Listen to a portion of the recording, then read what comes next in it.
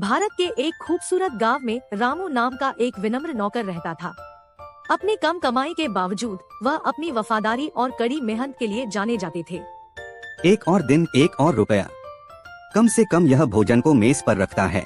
हमें जो मिलता है उसके लिए आभारी रहें। एक दिन विक्रम नाम का एक रहस्यमय अजनबी गांव में आता है और रामू को पास के शहर में एक अमीर जमींदार की सेवा करके भाग्य कमाने का सुनहरा अवसर देता है।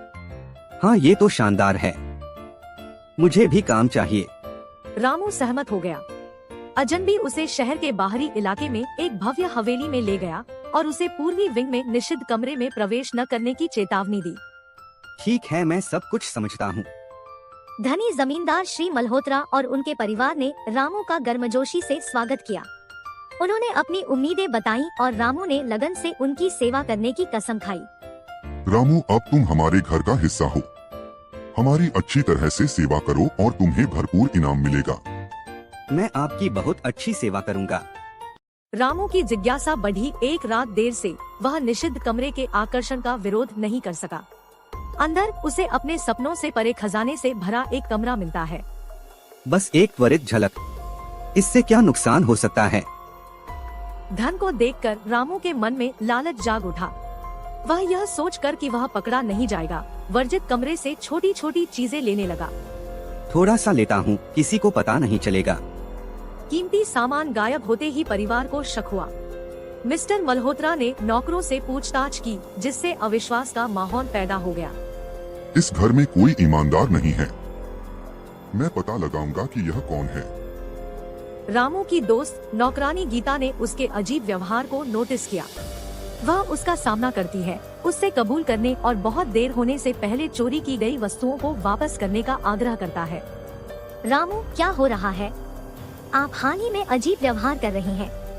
नहीं, ऐसी कोई बात नहीं है। अगर तुमने चोरी की है तो तुम मुझे बता सकते हो। नहीं, मैंने चोरी नहीं की।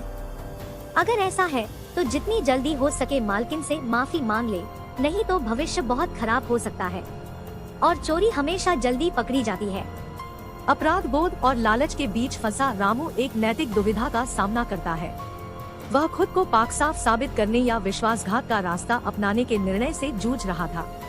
अपने अपराध का भार सहन करने में असमर्थ रामू ने मिस्टर मल्होत्रा के सामने अपराध स्वीकार कर लिया। परिवार सदमे में है और श्री मल्होत्रा को यह निर्णय लेना है कि पश्चाताप करने वाले नौकर को माफ करना है या दंडित करना है। मैंने वर्जित कमरे से चीजें ली। मुझे बहुत खेद है। क्या आप मुझे क्षमा कर सकते हैं? रामू की ईमानदारी और पश्चाताप से प्रभावित होकर श्री मल्होत्रा ने क्षमा का विकल्प चुना। दूसरे मौके के लिए आभारी रामू ने सुधार करने और आत्मविश्वास बहाल करने के लिए अथक प्रयास किया। रामू, गलतियां तो हर किसी से होती है। महत्वपूर्ण यह है कि हम उन्हें कैसे ठीक करते हैं। संदेह बना रहा, जिससे परिवार को आगे की जांच करने के लिए प्रेरित किया गया।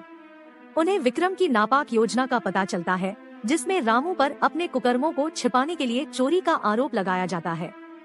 आपको इस कमरे के बारे में किसने बताया? विक्रम ने।